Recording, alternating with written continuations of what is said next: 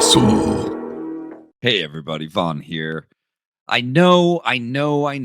It's not easy to make a story. People think it is, but then they try and it's not. And I've seen so many people recently asking the question, where do I start?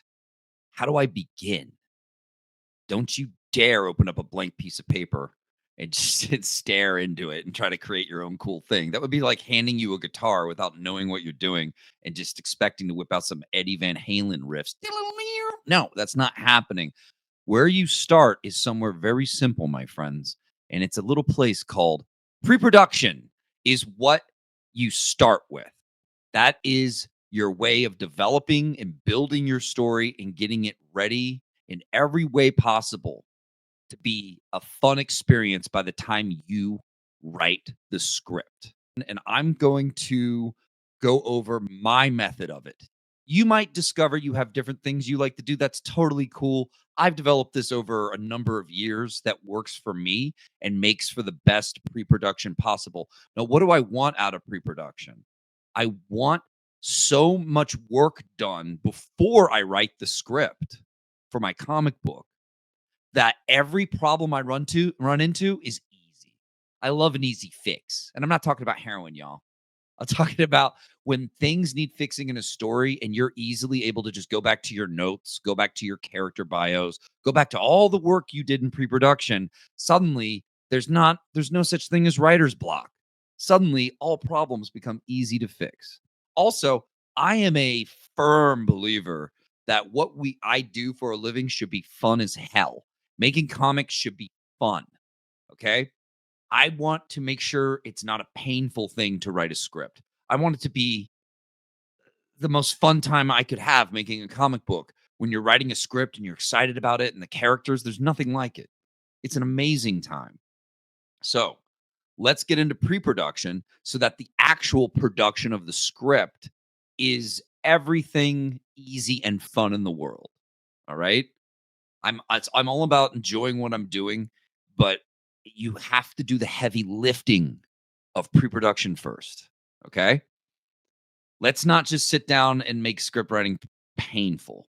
Let's get into this and make screenwriting fun and script writing for comic books fun. I believe that fun transfers over into the final product, the final story that people can enjoy. All right.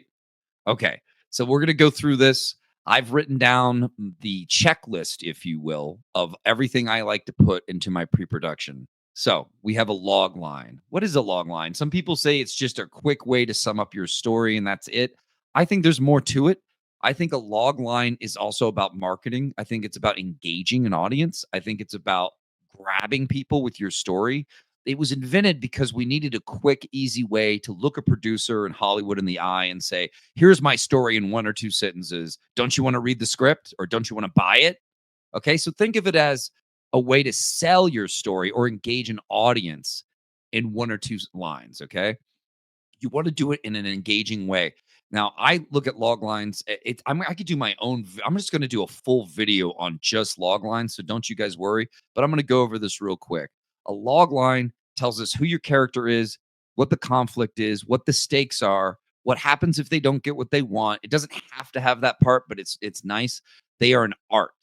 You could do very simple log lines that just kind of tease people and make them want to know more, or you could make log lines that really get people hooked and think, I gotta see this story because it sounds too cool. The concept's too interesting. It's an art. They're not easy. You think they're easy because it's one or two sentences.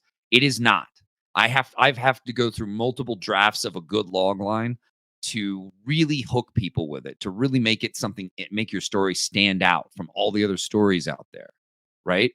So you think of it as something that's going to make an audience or a producer want to hear more.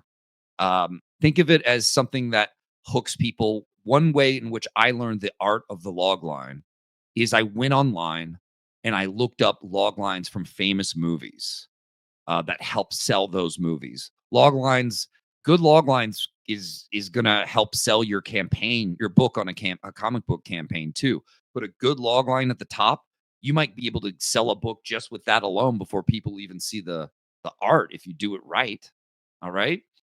Find a good log line for your story. I also like to have a working title. A working title isn't a must, but for some reason, it makes it feel more real. It makes me feel locked into a project, like I'm working towards something. It legitimizes it in a way for me. So I just call it whatever. Give it some kind of a title. It's okay if it's untitled for a bit and you just need time to chew on it. But I like to have a working title. The title may change. A lot of times, my gut instinct for the title ends up being right.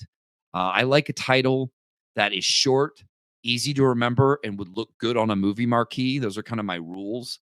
And the titles should kind of tell us what the thing is. At least that's the most marketable version of a title. Maybe you're what you're doing is more artsy and it doesn't need a title like that. It needs something a little more long and obscure. That's fine. That's cool. But just give yourself a title to work from. It it's better than just having nothing, you know? Then from there, you wanna get good character bios. And the more I write, the more I realize you have to know your characters so well that they become, like, real to you in a way.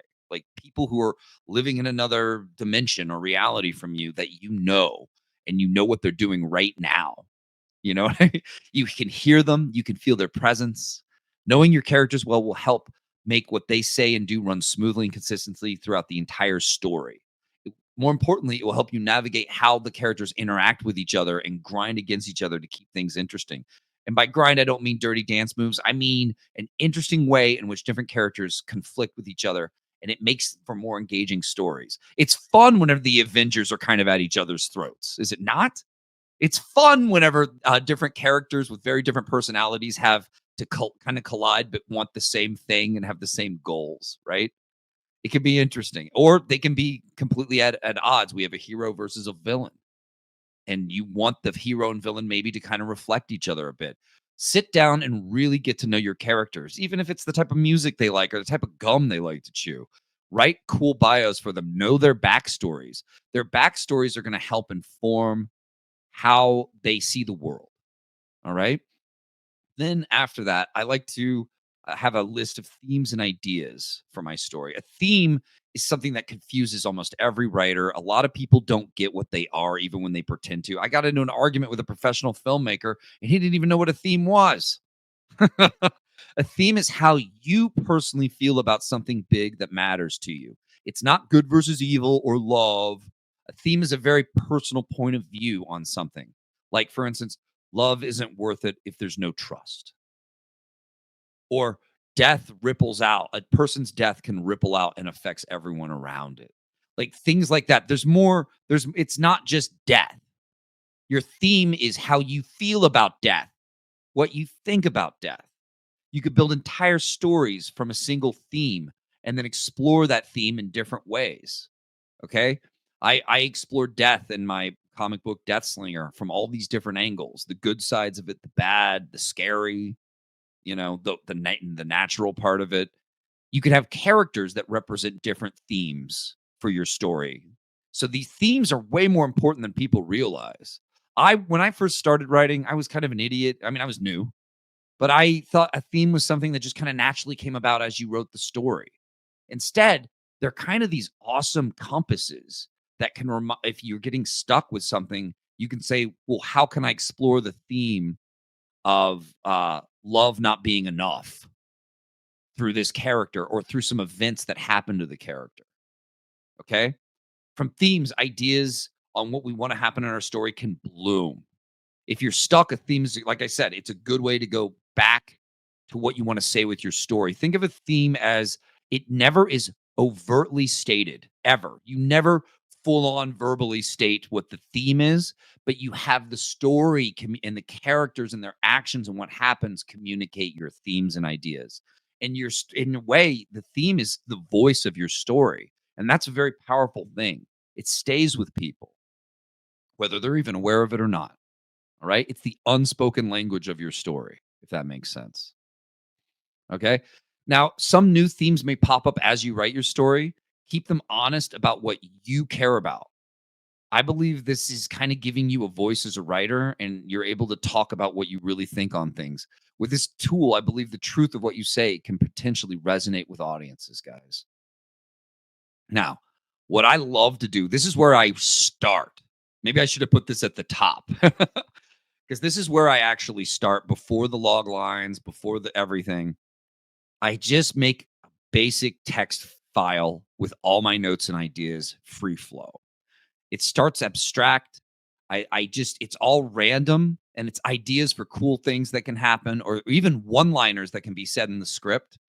And I just have fun and I develop the story from that. It's a bunch of ideas for scenes. It's a bunch of ideas for characters, ideas for villains, ideas for good conflicts, and yes, even good lines. So it in a weird way, it's like sketching with a pencil, but instead it's just words and ideas. You start to like take those, and when you get them together, you're starting to see a story forming. It's just raw dough at the moment, right? So but to me, I present it like it's just pure fun. There's no rules. There's no weight to it. I try to have fun doing the notes. It's a playground from where my final three-act structure is going to be carved out, right? So I have fun. I write all these random notes and ideas for things that can happen in the script. They might make it in, they might not, but I don't stress about it. I don't care. I'm too busy having fun. Let loose, see what over the top things you can have happen. Get those cool one-liners coming in. I always start hearing characters at this stage. And then it's going to be all locked and loaded. And then by the time you write the script, you have so many cool things. If you run into a block, you've got ideas for other scenes. If or your character has great one-liners locked and loaded, ready to go. It will make your whole process smoother. Okay. This is where we start developing everything. Let it be messy. Let it be loose. Who cares? This isn't, no one's going to see it. This is before the script. This is just where the fun begins. A popular writer that I really like, Mark Miller in comics, he lays on a couch in his office and grabs a sketch pad and he draws and writes notes and just relaxes himself. It's almost like meditation. And he just lets himself go off. He's having fun. You can tell he's having a great time. And that's how he starts developing from there. All right. Now, now we're going to start taking all these loose ideas. We're going to create something a little more structured from it. I'm a big believer in 3-act structure. I'm a big believer in step outlines. You can also do a treatment. A step outline is a step by step sequences of events that happen in my story. It's the method I use. In a way, it's like I'm writing the first draft of the script without actually writing the script. I find step by steps boring as putting furniture together from IKEA. So what I do is I work in a lot of one-liners and cool and even full conversations characters might have. So I don't make it rigid. I still keep it a little loose because things might get thrown out. Things might get just parts of it might get used and other parts thrown out. But it's still going to form a 3-act structure. It's almost kind of like refining your pencil lines now. You're moving on from the sketch and you're starting to get your pencils down on the paper more. Okay, does that make sense? Um, I love writing whole conversations and scenes between people because in a weird way, that scene's already written before I've even written the script. It's wonderful. I capture the fun of the story and in a what some people might find boring is because it's a step outline.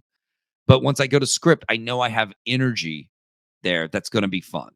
All right. And I might write more notes and ideas, but overall, I'm trying to get act one, act two, midpoint, end of act two, reversal. And then we get our climax. You have to learn 3-act structure, guys. Study 3-act structure, study Star Wars, study the hero's journey.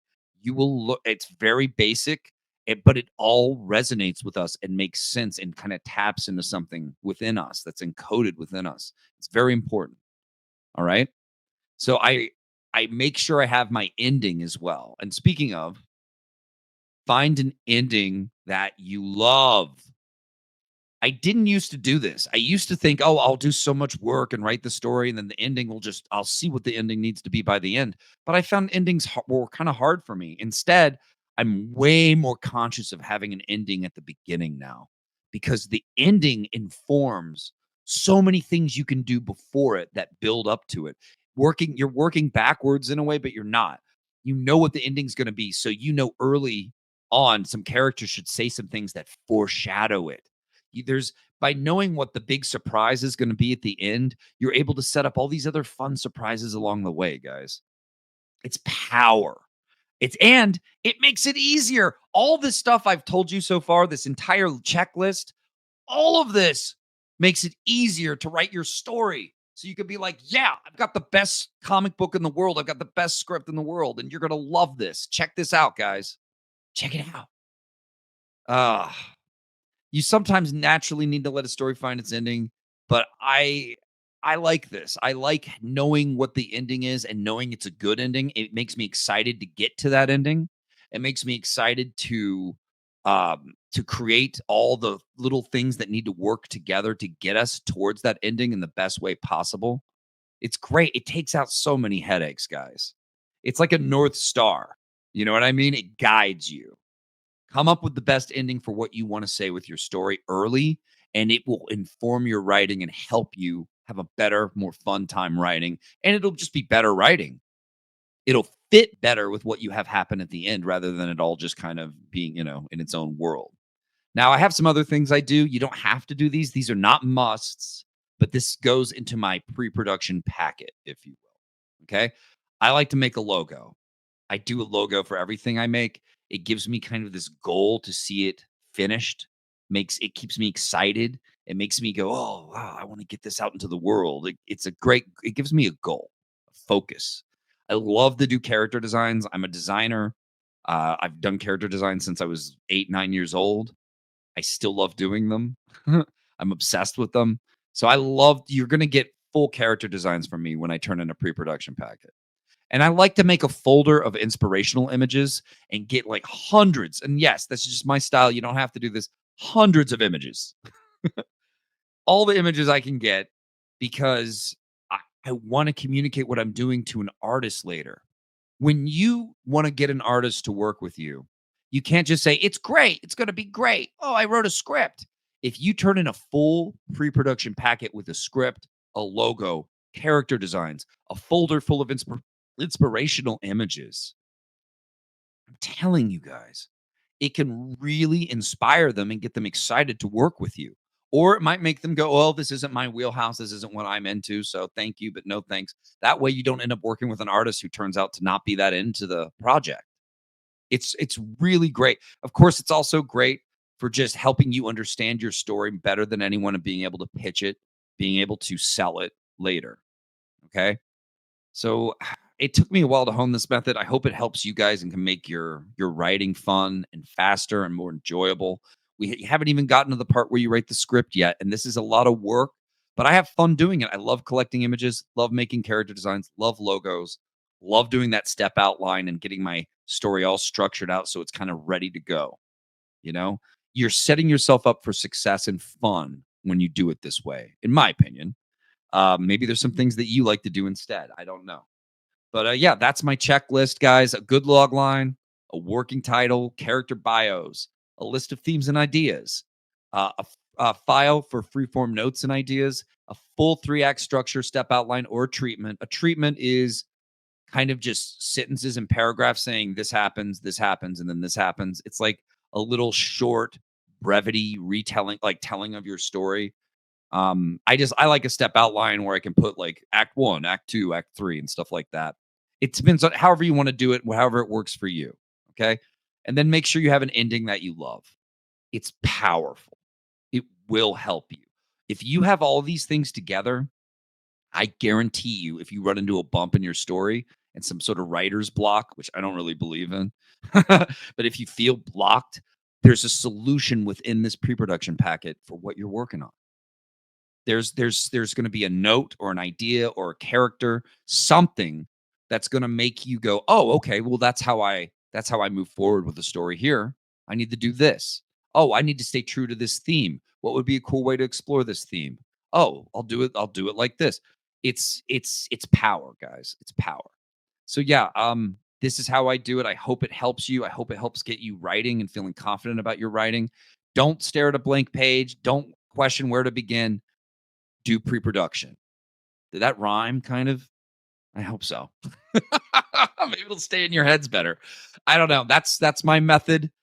Maybe you have some methods that you use. You could tell me in the comments. That would be awesome. I appreciate you guys tuning in. This is I want to start doing more tutorials and helping people to become better artists and writers and comics, or just in storytellers in general. We really do have a storytelling uh what should I call it? A loss of our souls when it comes to storytelling. We don't know how to tell a story as well anymore, or nor do we care. Well, I think that sucks. I think it's time to teach people and help people understand that it doesn't have to be the most intimidating thing in the world. We can all do it. We are all natural storytellers, and we can all create great things together. So I appreciate you tuning in. Stay true, everybody. And I'll see you on the next one. We're going to do some more tutorials. We're going to do all kinds of fun things here at Rising in Comics at Vaughn's Haunted Castle. Appreciate you tuning in. See you next one.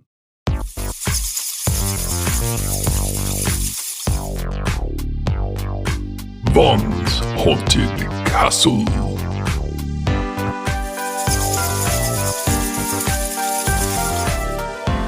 Ha ha ha ha ha!